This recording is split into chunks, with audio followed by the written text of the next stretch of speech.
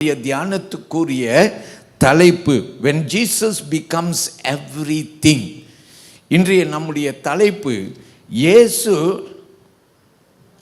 எல்லாம் ஆகும்போது என்ற ஒரு தலைப்பை நான் உங்களுக்கு கொடுத்திருக்கிறேன். இதன் அடிப்படையில் தான் இன்றைக்கு நமக்கு வாசிக்க கேட்ட வேத பகுதி லூக்கா 14ஆம் அதிகாரம் வசனம் 25 32 வசனம் வரையிலும். So we are going to see what God has got for us today. ஆண்டவர் இன்றைக்கு நமக்கு வைத்திருக்கிற வார்த்தை என்ன என்று கற்றுக்கொள்ள போகிறோம். உங்களுக்கு தமிழிலே ஆங்கிலத்திலே வாசிக்கப்பட்டது.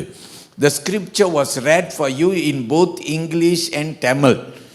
I'm sure you would have thought about the key verse.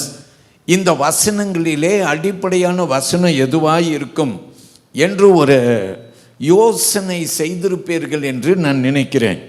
ஆனாலும் உங்களுக்கு நான் அந்த தலைப்பை கொடுக்கும்படி விரும்புகிறேன். The key verse, verse 27, வசனம் 27. பொக்கிஷத்தின் பெட்டியை நாம் திறக்கப் போகிறோம். ஆண்டவர் நம்மோடு கூட அவர் பேசுவாராக. And whoever does not bear his cross and come after me cannot be my disciple. தன் சிலுவையை சுமந்து கொண்டு எனக்கு பின் செல்லாதவன் எனக்கு சீஷனாய் இருக்க மாட்டான் என்று வேத வசனம் சொல்லுகிறது. உங்கள் பைபிள் இருக்குதுன்னு, உங்கள் பேன் உங்கள் கையில் இருக்குதுன்னு, உங்கள் பைபிள் உங்கள் பேனை நீங்கள் என்ன செய்யுங்க, எடுத்து உங்களுடைய ஸ்கேலையும் எடுத்து இந்த வசனத்தை கோடிட்டு கொள்ளுங்கள். ஏன்னா வசனம் இயேசு சொல்லுகிற வார்த்தை பொன் வார்த்தை. இந்த வார்த்தை, தன் சிலுவையை சுமந்து எனக்கு பின் செல்லாதவன் எனக்கு சீஷனாய் இருக்க மாட்டான் என்று இயேசு ஒரு பெரிதான வார்த்தையை கூறினார். This word may seem very heavy, very strong, and Jesus means it. And whoever does not bear his cross and come after me cannot be my disciple. ரெண்டு மனது உடையவன் இயேசுவுக்கு சீஷனாய் இருக்க முடியாது. இயேசுவுக்கு சீஷனாய் இருக்கிறவன் என்ன செய்யணுமாம்? தன்னுடைய சிலுவையை சுமந்து கொண்டு அவருக்கு பின்னால் வர வேண்டும் என்று இயேசு இங்கே நமக்கு கற்றுக் கொடுக்கிறார். எல்லாரும் வேதத்தை எடுத்துக்கொள்ளுங்கள். லூக்கா 14ஆம் அதிகாரம். I want all of you to keep Luke's Gospel chapter 14 ND. So you will be able to refer to that scripture portion whenever I come back to the key scripture. வசனம் 25 நீங்கள் கவனிக்கும்படி உங்களுக்கு அழைக்கிறேன். வசனம் சொல்லுகிறது, look at verse 25. And great multitudes went with him, and he turned and said to them. கவனிப்போம் வசனத்தை. பின்பு அநேக ஜனங்கள் அவரோட கூட பிரயாணமாய் போகையில், பின்பு அநேக ஜனங்கள் அவரோட கூட பிரயாணமாய் போகையில் அவர்களிடமாய் அவர் திரும்பி பார்த்து வசனம் சொல்லுகிறது, இயேசுவுக்கு பின்னால அவர்கள் போகும்போது அவர்களை அவர் திரும்பி பார்த்து. ஆமென். That's the beginning of a teaching. அவர் கற்றுக் கொடுக்கிற ஒரு நேரம் வருகிறது. அவர்களை திரும்பி பார்த்து அவர்களோடு கூட அவர் பேசும்படிக்கு அவர்களை திரும்பி பார்த்தார். ஆனால் ஜனங்கள் ஏன் இயேசுவுக்கு பின்னால் வந்தார்கள்? Everywhere Jesus went, people were behind him. அவர் போகிற இடத்தில் எல்லாம் ஜனங்கள் திரண்டு வந்தார்கள். எதற்காக வந்தார்கள் என்றால், அவருடைய போதனையை கேட்கிறதற்கு என்று சொல்லலாம். ஆனால் அதற்கு மேலே அவர் செய்கிற அற்புதங்களை காணும்படிக்கும் அற்புதங்களை பெரும்படிக்கும் அவர் பின்னால் வந்தார்கள். இன்னைக்கு கூட உண்மைதானே, எந்த ஊழியக்காரனாவது சர்ச்சுக்கு வராங்க, அவர் ஜெபம் பண்ணால் அற்புதம் நடக்கும், அவர் ஜெபம் பண்ணால் அதிசயம் நடக்கும், இந்த அற்புதம் செய்கிற ஊழியக்காரர்களும் அநேக நேரத்தில் என்னால் அற்புதம் நடக்குது என்று அந்த புகழை அவர்கள் எடுத்துக்கொள்கிறார்கள். ஆனால் எல்லாம் புகழ் யாருக்கு வர வேண்டும்? நாம் ஆராதனை செய்கிற நம்முடைய ஆண்டவருக்கு வர வேண்டும். ஒரு அற்புதம் நடந்துச்சுன்னா அது என்னால் அல்ல, அது யாரால் நடந்துச்சு? ஆண்டவர், அவர் உன் மேலே மனம் இறங்கினார், அதனால உனக்கு ஒரு அற்புதம் செய்தார். மனிதனுக்கு பெருமை அல்ல, பெருமை யாருக்கு? ஆண்டவர் ஒருவருக்கே. அல்லேலூயா. ஆல்ரைட், இங்கே வசனத்தில் நீங்கள் பார்த்தீங்கன்னா ஜனங்கள் இயேசுவுக்கு பின்னால் போன முதல் காரணம் அவர் செய்கிற அற்புதம். எனக்கும் ஒரு அற்புதம் நடக்காதா? எனக்கும் அவர் ஒரு வார்த்தை சொல்ல மாட்டாரா? என் சூழ்நிலை மாறாதா? நாமும் கூட ஆராதனைக்கு வருகிறோம். ஆலயம், ஜெப ஆலயம், ஆலயத்திலே நாம் வந்து ஜெபித்து நம் ஆலயத்திலே ஆண்டவரை தொழுது கொள்ள வேண்டும், ஆராதிக்க வேண்டும். இதற்கு தான் சபை என்ன செய்கிறது என்றால், ஒரு தேவ செய்தியை கூட கேட்பதற்கு முன்பு சபை முதல்ல ஆராதனை செய்கிறது. ஏன்னா ஒரு சபை கூடும் இடம் எப்படி இருக்க வேண்டும்? ஜெபிக்கிற இடம். இந்த சபை என்ன இடமா இருக்க வேண்டும்? அவருக்கு துதிகளை ஏறெடுக்கிற சபையாக இருக்க வேண்டும். அல்லேலூயா. அப்புறம் தான் மற்றதெல்லாம், ஆண்டவர்கிட்ட சுகம் எதிர்பார்க்கிறதெல்லாம் அப்புறம் தான். ஆனால் ஜனங்கள் திரண்டு வருகிறார்கள் இயேசுவிடத்தில். எதற்காக? அற்புதத்திற்காக வருகிறார்கள். அப்போது இயேசு அவர்களுக்கு ஒரு போதனையை கொடுக்கிறார். இந்த போதனையை தான் இந்த நம்முடைய வாக்குத்தத்தை அல்லது இந்த அடிப்படையான வசனத்திலே நாம் காணுகின்றோம். மறுபடியும் அந்த அடிப்படையான வசனத்தை கவனியுங்கள். And whoever does not bear his cross and come after me cannot be my disciple. தன் சிலுவையை சுமந்து கொண்டு எனக்கு பின் செல்லாதவன் எனக்கு சீஷனாய் இருக்க மாட்டான். இயேசு இதை வலியுறுத்துகிறார். அல்லேலூயா.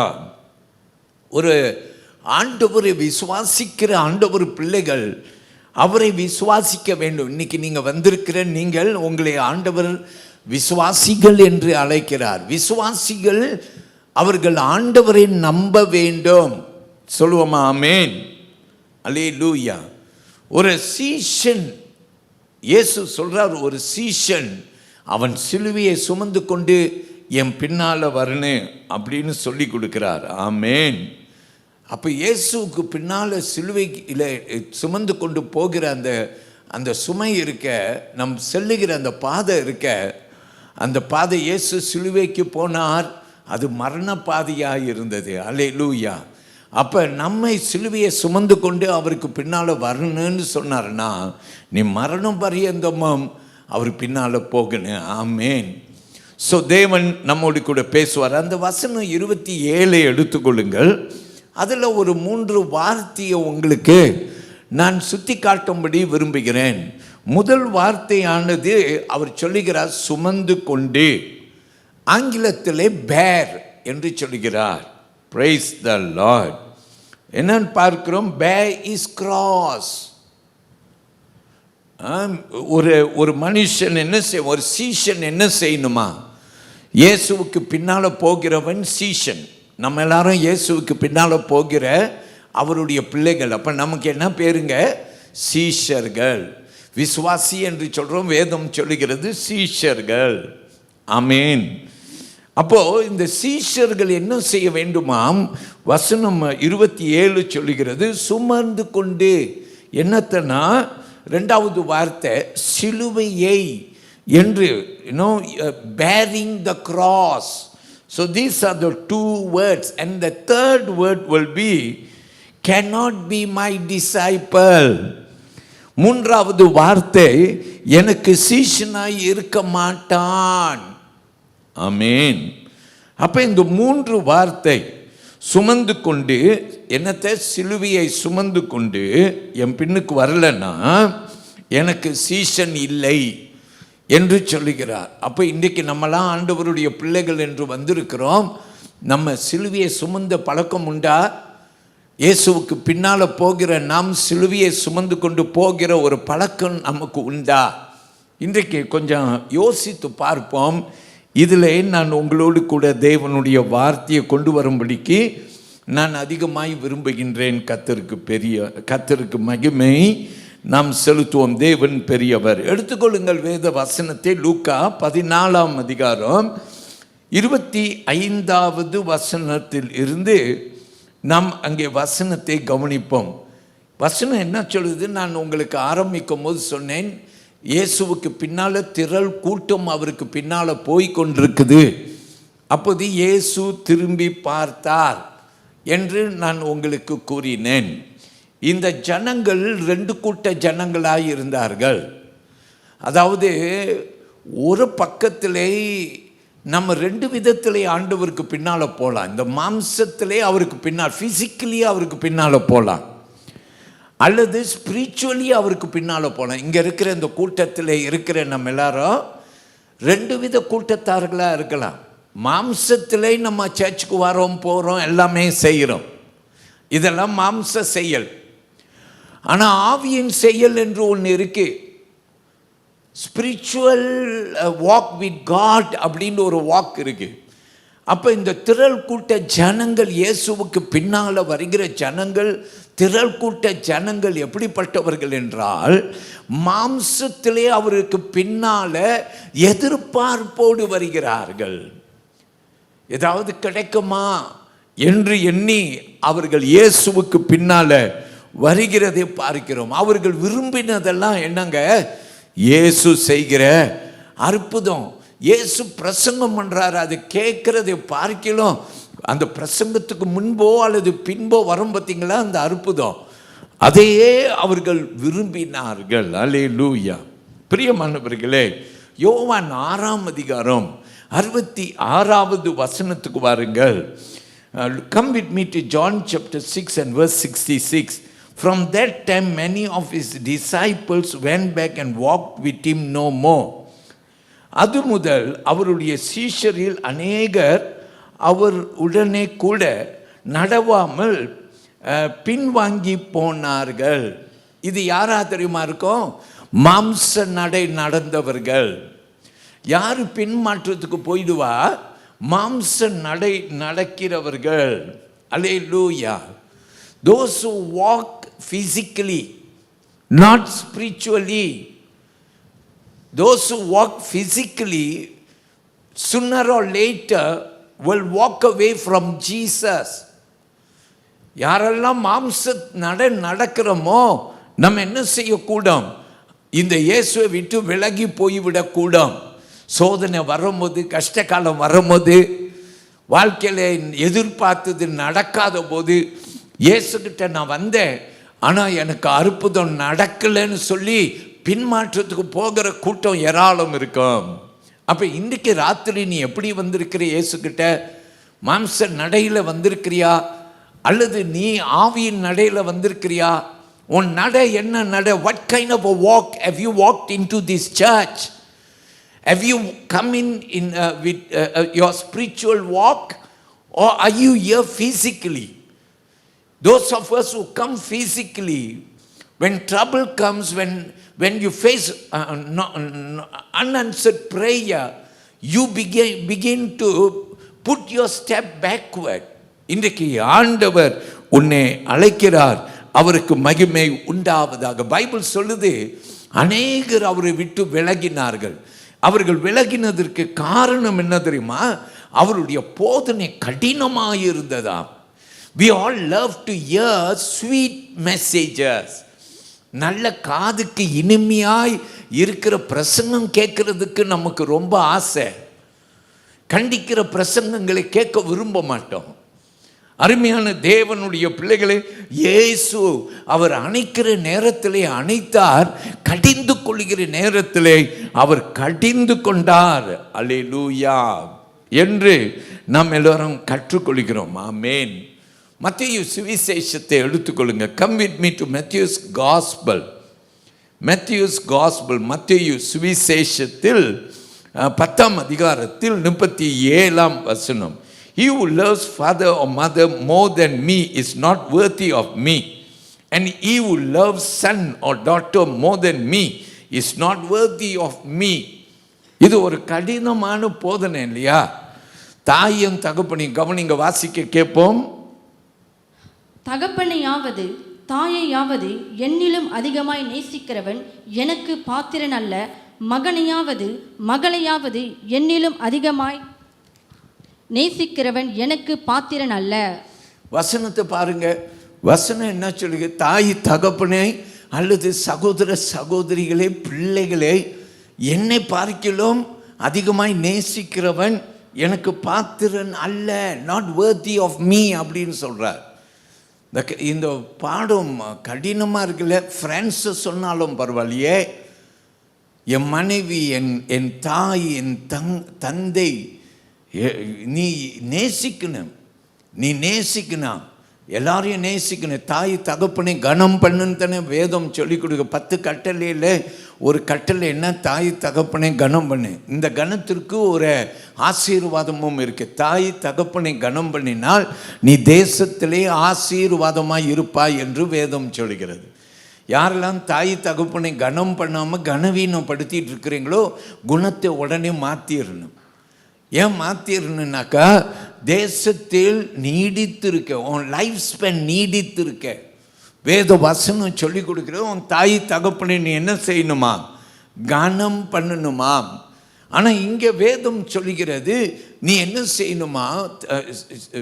உன் தாய் தகப்பனை என்னை பார்க்கலாம் அவர்களே அதிகமாய் நேசித்தாயே என்றால் என்னுடைய ஊழியத்திற்கு அல்லது எனக்கு அவன் பாத்திரன் அல்ல என்று ஆண்டவர் சொல்கிறார். நேசிப்பாயே என்றால், ஏன்னா பைபிளில் ஆண்டவர் முதல் இடம் எனக்கு, first place is for me.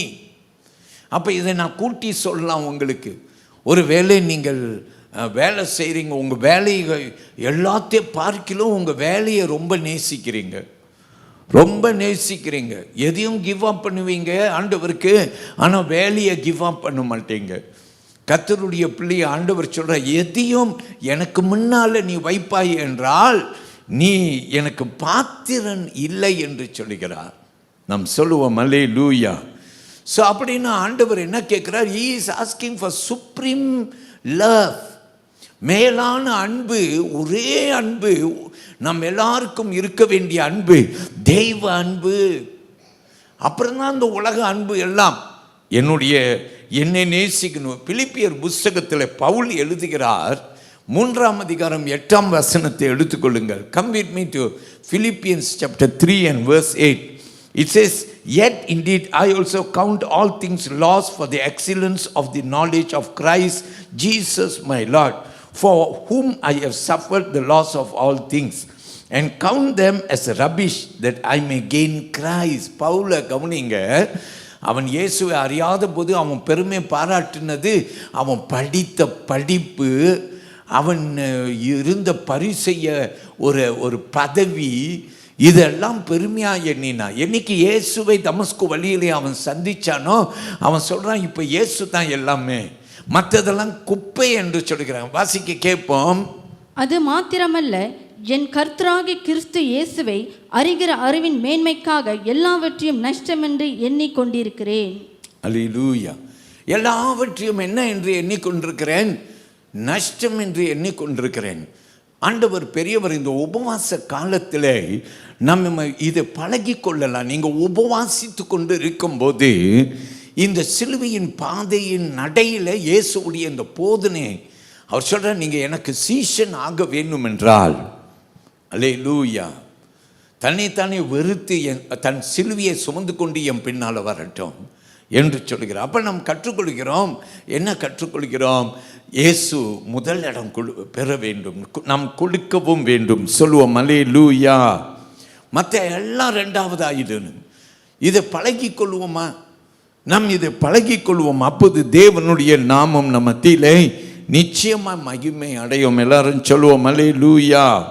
தேவனுக்கு மகிமை. வாருங்கள், நான் உங்களோடு கூட இந்த வார்த்தைகளோடு ஒரு 3 காரியத்தை நான் கற்றுக் கொடுக்கிறேன். என்னோடு கூட கேளுங்கள். எல்லாரும் ரெடியா? தேவனுக்கு மகிமை செலுத்துவோம்.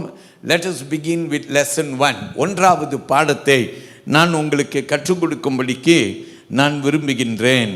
ரைட்?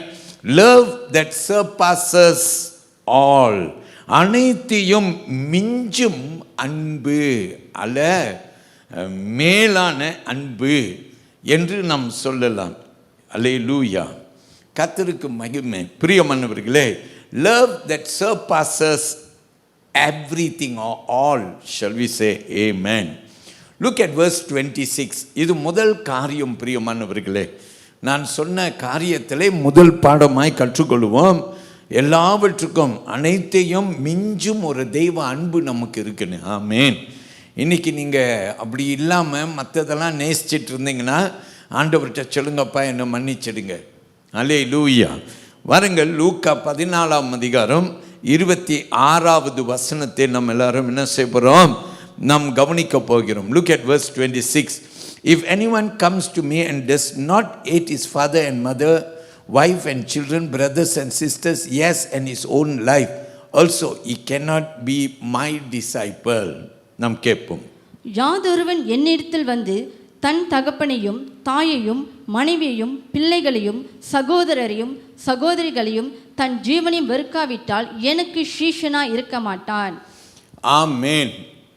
இன்னொரு வார்த்தையை நாம் எடுப்போம். உபாகமம் 6ஆம் அதிகாரம் 5வது வசனம். Come with me to Deuteronomy chapter 6 and verse 5. You shall love the Lord your God with all your heart, with all your soul and with all your strength. கேட்போம். நீ உன் தேவனாகிய கர்த்தரிடத்தில் உன் முழு இருதயத்தோடும் உன் முழு ஆத்மாவோடும் உன் முழு பலத்தோடும் அன்பு கூறுவாயாக. எல்லாரும் ஆமென் சொல்லுவோம். எப்படி அன்பு கூறணுமாம்? உன் முழு இருதயம், உன் முழு ஆத்மாவோடு அவர் மேலே நீ என்ன செய்யணுமாம்? அன்பு செலுத்தணுமாம். So this simply means when you are to give your undivided love என்று நாம் பார்க்கிறோம். சரியா? நான் பங்கிட்டு கொடுக்க மாட்டேன். எங்கள் அம்மாவையும் எங்கள் அப்பாவையும் ஒரே மாதிரி நேசிக்கிறேன் அப்படின்னு நம்ம அம்மா அப்பாவுக்கு சொல்லலாம். ஆனால் ஆண்டவர் வரும்போது முழு இருதயத்தோடும் ஆத்மாவோடு நம்ம என்ன செய்யணுமாம்? அவர் மேலே அன்பு செலுத்தணுமாம். எல்லாரும் பிரைஸ் தி லார்ட் சொல்லுங்க. அல்லேலூயா, அல்லேலூயா. ஸோ இப்படி நம்ம அன்பு செலுத்த நம்ம கற்றுக்கொள்வோம். ஆண்டவர் எபேசு சபைக்கு அவருடைய வார்த்தை வரும்போது சொன்னார், நீ ஆதியில் கொண்ட அன்பை விட்டுவிட்டாய் என்று சொன்னார். வெளிப்படுத்தின நிருபம் எடுங்கள். Revelation chapter 2 verse 4. Revelation chapter 2 verse 4. வெளிப்படுத்தின நிருபம் 2ஆம் அதிகாரம் 4ஆம் வசனம். ஆண்டவர் வார்த்தை இங்கே வருகிறது. Nevertheless I have this against you, that you have left your first love. ஆனாலும் நீ ஆதியில் கொண்டிருந்த அன்பை விட்டாய் என்று உன் பேரில் எனக்கு குறை உண்டு என்று ஆண்டவர் எபேசு சபையை பார்த்து சொல்லுகிறார். Praise the Lord. பிரியமானவர்களே, இந்த சபை ரொம்ப ஆக்டிவான ஒரு சபை. நீங்கள் போய் இந்த எபேசு சபையை பார்த்தீங்கன்னாக்கா அந்த சபை ரொம்ப ஆக்டிவாக இருந்துச்சு. ஆனால் லவ் இல்லாமல் ஆக்டிவாக இருந்துச்சு. இன்றைக்கி பாருங்கள், நம்ம சர்ச்சில் கூட நம்ம ஒரு ஆக்டிவ் சர்ச் என்று சொல்ல தமிழ் சபையில் நம்ம விளங்கும் ஒரு சபை, ஆக்டிவான சபை. வாலிப சங்கத்தை பார்த்து ஆக்டிவ், நம்முடைய எந்த ஊழியத்தை பார்த்தாலும் எல்லாம் ஆக்டிவாக இருக்கிறது. ஆனால் ஆண்டவர் எபேசு சபைக்கு சொல்கிறார், நீ ஒரு ஆக்டிவான சபை, ஆனால் உன்கிட்ட எனக்கு இருக்கிற குறை என்ன தெரியுமா? ஆதியில் நீ கொண்ட அன்பை நீ விட்டுவிட்டாய். நீ கொண்ட அன்பை விட்டுவிட்டாய். So I have something against you. You are active but yet without love. அல்லேலூயா. ஸோ இப்படி ஆண்டவர் இந்த சபைக்கு பேசுகிறதே பார்க்கிறோம். இப்படி தான் ஆண்டவர், நீங்கள் பார்த்தீங்கன்னா, ஒருவனை ஆசீர்வதிப்பதற்கு முன்பு அவன் எவ்வளவாய் ஆண்டவரை நேசிக்கிறான் என்றதை ஆண்டவர் பார்க்கும்படி விரும்புகிறார். God wants to see how much you love him. In the Bible you know of Abraham. ஆபிரகாமை பாருங்க, வேதத்தில் எடுத்துக்கொள்ளுங்கள். ஆதியாகமம் 22ஆம் அதிகாரம் வசனம் 2 எடுத்துக்கொள்ளுங்கள், நாம் கேட்போம். Look at Genesis chapter 22 and verse 2.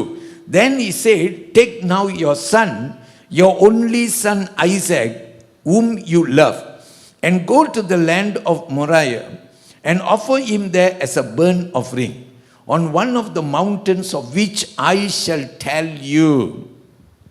அப்பொழுது அவர், உன் புத்திரனும் உன் ஏகசுதனும் உன் நேசகுமாரனுமாக ஈசாக்கை நீ இப்பொழுது அழைத்து கொண்டு மோரியா தேசத்துக்கு போய் அங்கே நான் உனக்கு குறிக்கும் மலைகள் ஒன்றின் மேல் அவனை தகன பலியாக பலியிடு என்றார்.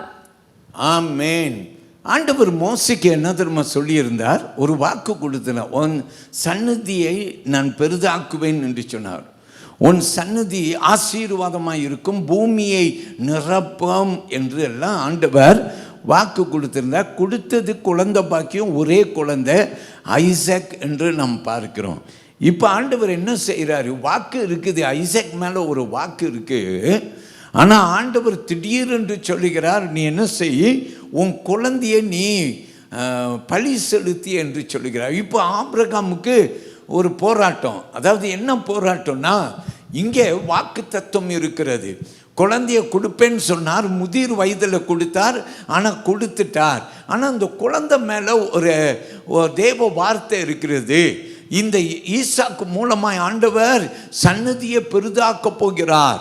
ஒரு நம்பிக்கையில் இருக்கிற போது ஆண்டவர் வார்த்தை இப்போ வருகிறது, உன் மகனை நீ கூட்டி என்ன செய், நீ பலி செலுத்தி என்று ஆண்டவர் இப்போ சொல்லுகிற அவருடைய வார்த்தையை நாம் பார்க்கிறோம். நீ போய் பலி செலுத்து. இப்போ ஆபிரகாமுக்கு 2 சூழ்நிலை. பலி செலுத்துவதா, ஆண்டவர் வார்த்தை வருகிறது, போய் பலி செலுத்து. ஆனால் வாக்கு இருக்கிறது, இவனை கொண்டு இவன் பெரிய ஜாதி ஆக்குவேன் என்ற வாக்கு இருக்குது. ஆபிரகாம் ஒரு கேள்வியும் கேட்கல ஆண்டவர்கிட்ட. அல்லேலூயா. ஆண்டவருடைய வார்த்தை வந்த உடனே ஆபிரகாம் ஆண்டவருடைய வார்த்தையை கீழ்ப்படிந்தான் என்று வேத வசனம் சொல்லுகிறது. ஆமென். இந்த வசனத்தை சீக்கிரமாக எடுத்துக்கொள்ளுங்கள். ஆதியாகமம் 22ஆம் அதிகாரம் முதல் 2 வசனங்களை நீங்கள் கவனித்து பாருங்கள். ஆண்டவர் அங்கே ஆபிரகாம் இடத்திலே அவனுக்கு ஒரு அழைப்பு கொடுத்தார். அல்லேலூயா. அதுக்கு பிற்பாடு நீங்கள் பாருங்க, 12வது வசனத்துக்கு நாம் எல்லோரும் வருவோம். 12ஆம் வசனம், Genesis chapter 22 and I want you to come to verse 12. நான் வாசிக்கிறேன், அந்த வசனத்தை நீங்கள் கேட்கும்படிக்கு உங்களை அன்போடு நான் அழைக்கிறேன். கர்த்தருக்கே நம் மகிமை செலுத்துவோம். Praise the Lord. All right, I will read verse 12. Okay. And he said, do not lay your hand on the lad or do anything to him, for now I know that you fear God, since you have not withheld your son, your only son, from me. நாம் கேட்போம். அப்பொழுது அவர், பிள்ளையாண்டான் மேல் உன் கையை போடாதே, அவனுக்கு ஒன்றும் செய்யாதே. நீ அவனை உன் புத்திரன் என்றும் உன் ஏகசுதன் என்றும் பாராமல் எனக்காக ஒப்பு கொடுத்தபடினால் நீ தேவனுக்கு பயப்படுகிறவன் என்று இப்பொழுது அறிந்திருக்கிறேன் என்றார். எல்லாரும் ஆமென் சொல்லுங்க. ஹல்லேலூயா. ஸோ பைபிள் வசனம் நமக்கு கற்றுக் கொடுக்கிறது. இப்போ நான் ஆபிரகாமை உன்னை பார்க்கிறேன், உன் மகன் என்று கூட பாராமல் உன் மகனை பலி செலுத்துவதற்கு ஒப்பு கொடுத்தபடியினாலே இப்போ நான் காண்கிறேன் உன் அன்பே. ஆமென். நீ எவ்வளவு நேசிக்கிறாய் என்று உன்னை காண்கிறேன் என்று ஆண்டவர் சொல்றார். அருமையான தேவ பிள்ளையை, ஒவ்வொரு மனுஷனுடைய இருதயத்தை ஆண்டவர் அறிந்திருக்கிறார். நீ எப்படி இருக்கிற, உன் மனம் சாட்சி எப்படி இருக்கு, நீ எப்படி ஆண்டவர் மேலே அன்பாய் இருக்கிறாய், அவர் அறிந்திருக்கிறார். ஆபிரகாமை ஆண்டவர் பார்த்தார். ஆபிரகாம் ஆண்டவரை அதிகமாய் நேசித்தான். குமாரனை பார்க்கிலும் அவன் மகன் ஆண்டவர் மேலே அன்பு வைத்திருந்தான். அதனால ஆண்டவர் அவனை ஆசீர்வைத்தார். இன்னைக்கு ஆண்டவர் இந்த உபவாச காலத்திலே நம்மிடத்தில் சொல்லுகிற வார்த்தை, நீ என் மீது அன்பு செலுத்து, நான் உனக்கு ஆபிரகாமின் ஆசீர்வாதத்தை போல் உன்னை நான் ஆசீர்வதிப்பேன். எல்லாரும் ஆமென் சொல்லுவோம். அல்லேலூயா. 2வது காரியத்தை உங்களுக்கு நான் கற்றுக் கொடுக்கிறேன். அல்லேலூயா என்று ஆண்டவர் நாமத்தை மகிமைப்படுத்தி, come let's go into lesson 2. 2வது ஒரு பாடத்தை நான் உங்களுக்கு கற்பிக்கிறேன். a cross before a crown.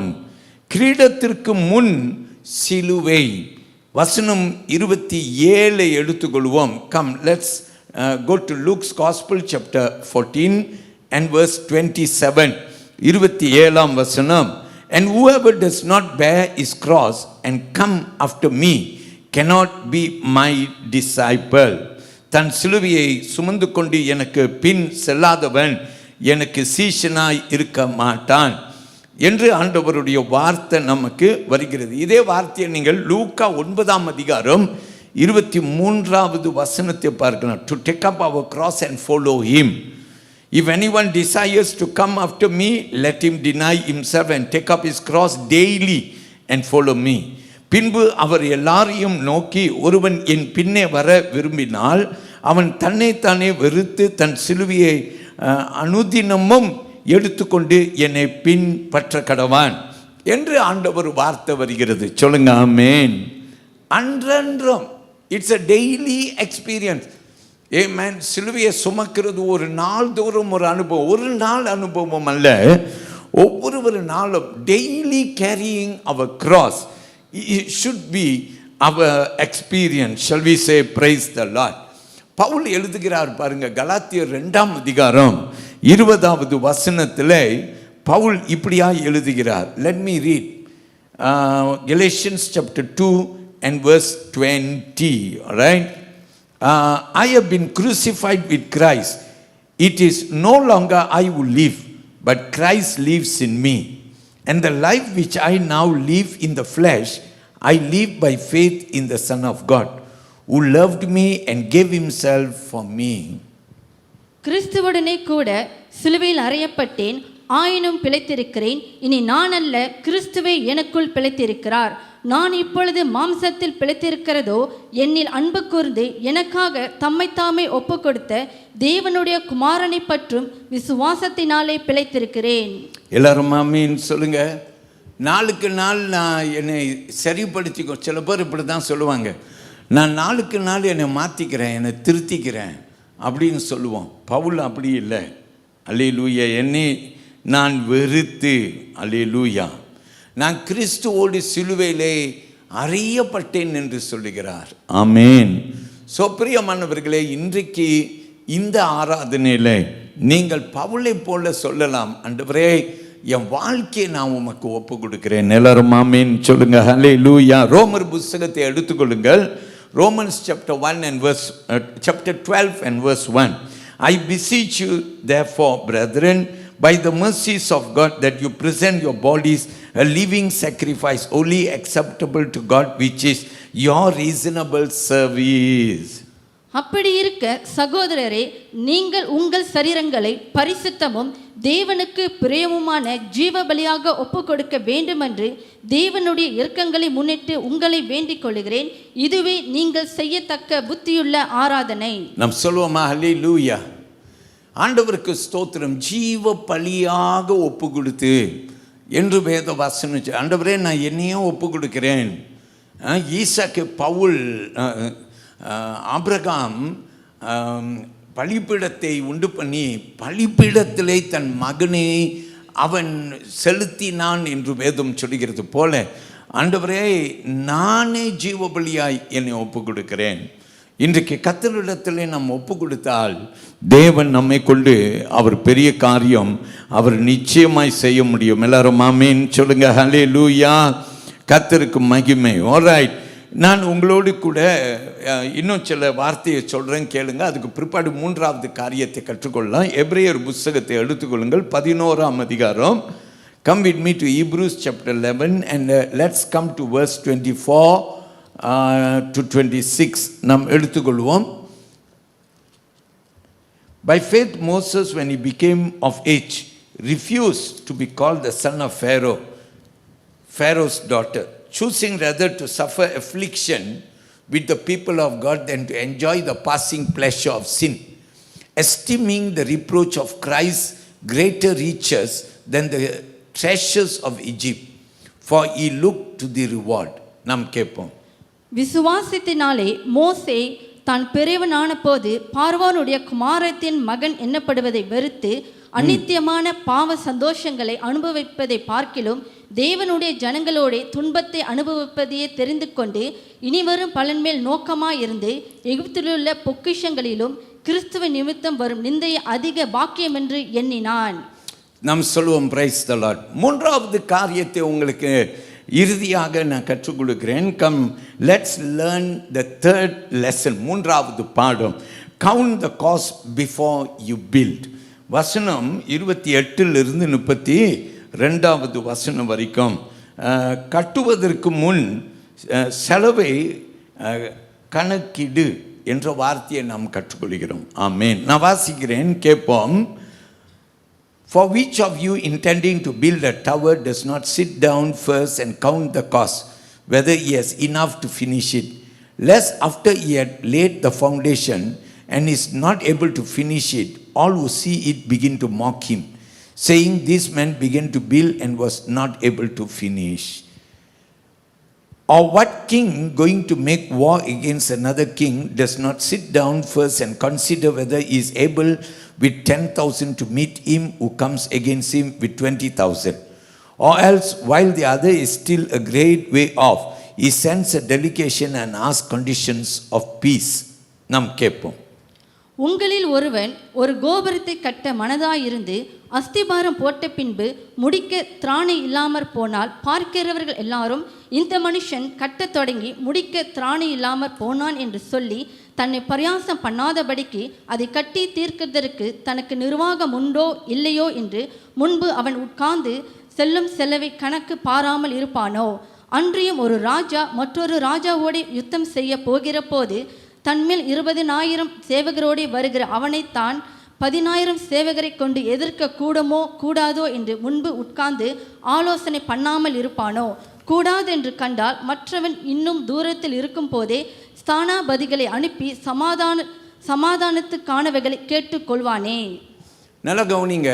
ஒருத்தன் வீட்டை கட்டுகிற அல்லது ஒரு கட்டடத்தை கட்டுகிற ஒருவன் அல்லது ஒரு ராஜா யுத்தத்துக்கு போகிறவன் கண்மூடித்தனமாய் அவன் வீட்டை கட்ட மாட்டான் அல்லது யுத்தத்துக்கு போக மாட்டான். முதல்ல உட்காந்து அவன் என்ன செய்வான்?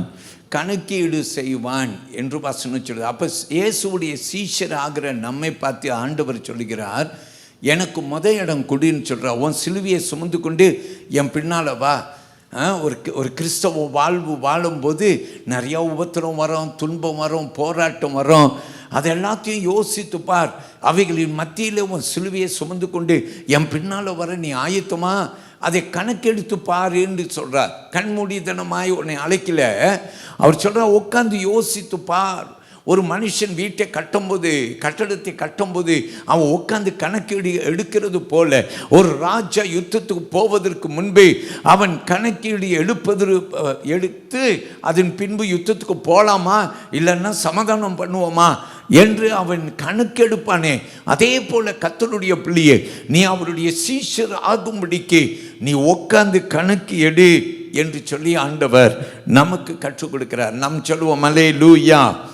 So people of God, God calls us to reflect. யோசித்து பார். இந்த உபவாச காலத்தில் சிந்தித்து பார். உன்னை ஆண்டவர் அழைக்கிறார், யோசித்து பார். நான் இன்னைக்கு ஆண்டவருக்கு முழுசாக ஒப்பு கொடுத்தேன்னா நான் என்னெல்லாம் சந்திக்கணும் யோசித்து பார். சந்திக்க நீ ஆயத்தமா?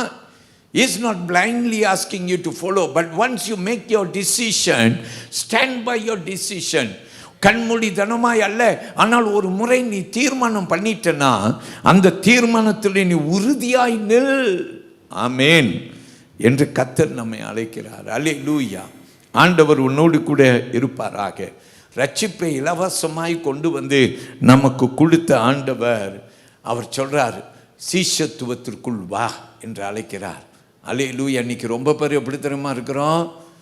நம்ம மாம்சத்திலே அவரை தேடி வருகிறோம், ஆனால் ஆவியின் அனுபவத்தில் தூரமாக இருக்கிறோம். பிலிப்பியர் புஸ்தகத்திலே 3ஆம் அதிகாரத்திலே 7வது வசனத்திலே பவுல் எழுதுகிறார்.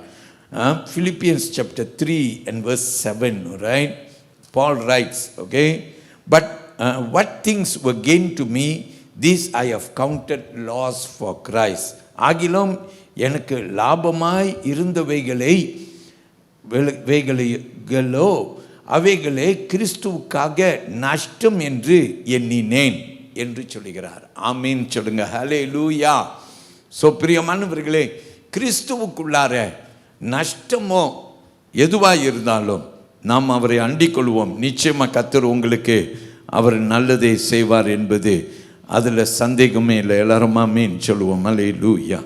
அவருக்கு மகிமை செலுத்தி நாம் யாவரும் எழுந்து நிற்கப் போகிறோம். கர்த்தர் நம்மை ஆசீர்வதிப்பாராக. இந்த மாலை வேளையிலே ஆண்டவருக்கு நம் வாழ்க்கையை ஒப்பு கொடுத்து நாம் கடந்து போவோம். தேவன் நிச்சயமாய் உங்கள் வாழ்க்கையை ஆசீர்வதிப்பார். ஆமென். All right, let us